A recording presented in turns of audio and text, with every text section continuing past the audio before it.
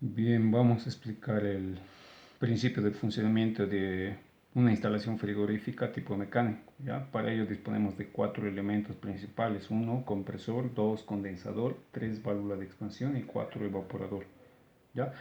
El ciclo comienza cuando el fluido refrigerante hace su llegada al compresor. Entonces el compresor tiene la finalidad de comprimir al fluido refrigerante, y una vez que lo comprime, entonces hace que el fluido refrigerante salga con una mayor presión, y si aumenta la presión también sale con una mayor temperatura. Entonces podemos decir que el fluido refrigerante sale en estado gaseoso con una temperatura mayor. ¿Ya? Entonces hace su llegada al condensador. El condensador lo que va a hacer es un cambio de estado, como su nombre indica. Entonces va a hacer que pase de estado gaseoso a líquido. ¿Ya? El condensador se encuentra en la parte exterior de su refrigerador. ¿Ya? Ese intercambiador de calor está en la parte externa. ¿Ya? Entonces, una vez que sale del condensador va a salir como líquido. Entonces va a llegar a la válvula de expansión, y en la válvula de expansión lo que va a ocurrir es que va a caer la presión. ¿Ya? Esa caída de presión va a hacer que haya una mezcla de líquido-gas, cuya composición va a ser más líquido que gas. ¿Ya? Ligeramente va a caer la presión. Entonces esa mezcla llega al evaporador, y el evaporador, lo que va a hacer en el evaporador es donde se va a producir frío. Básicamente este intercambiador de calor se encuentra en el interior del equipo. En el caso de su refrigerador eh, domiciliario, entonces se encontraría en la parte interna, si quieren, de su refrigerador. ¿Ya? Entonces, ¿cómo va a evaporar el fluido refrigerante? Entonces, nosotros al introducir alimentos, al introducir sustancias dentro del refrigerador, entonces se va a aplicar, si quiere, una transferencia de energía, ¿ya? Del alimento hacia el evaporador, y entonces esa energía va a aprovechar el evaporador para evaporar el fluido refrigerante y nuevamente comenzar el ciclo, ¿cierto? Entonces, fluido refrigerante evaporado va a ir al compresor, y a veces se escucha un ruido cuando ustedes introducen algún alimento a su refrigerador. Entonces significa que el compresor está trabajando, ya está comenzando nuevamente el ciclo. Este mismo principio de funcionamiento se puede explicar en un diagrama presión-entalpía, ¿ya? Pero para ello debemos saber cómo se construye esta campana. ¿Ya? Al lado izquierdo tenemos líquido, al lado derecho vapor, y al centro líquido-vapor. Supongamos que nosotros tenemos en un recipiente una cantidad de agua. ¿Ya?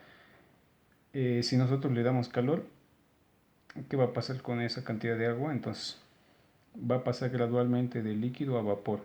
¿Ya? Entonces no es que inmediatamente pasa todo el líquido a vapor, sino que hay una interfase, hay una mezcla de líquido-vapor. Entonces a medida que va calentando, poco a poco va a ir evaporándose. Entonces eso es lo que significa esta interfase líquido-vapor, ¿cierto? Y dependiendo de la temperatura o la presión, si quieren, que vamos a utilizar, entonces ese cambio va a ser inmediato o va a tardar, va a demorar. ¿Ya?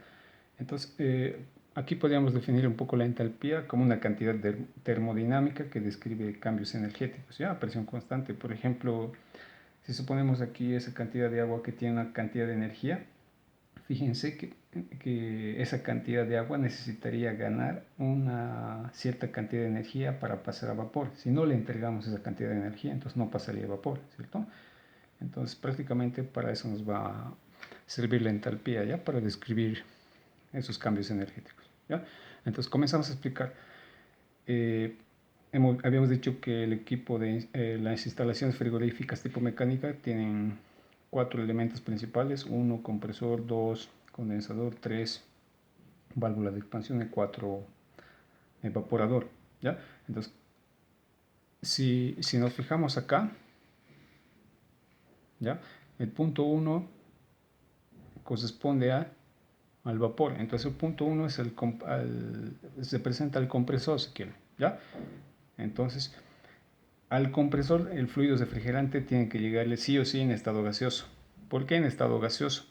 Porque el vapor es compresible, ¿cierto? Si nos llega como líquido al compresor, entonces no vamos a poder comprimir, ¿ya?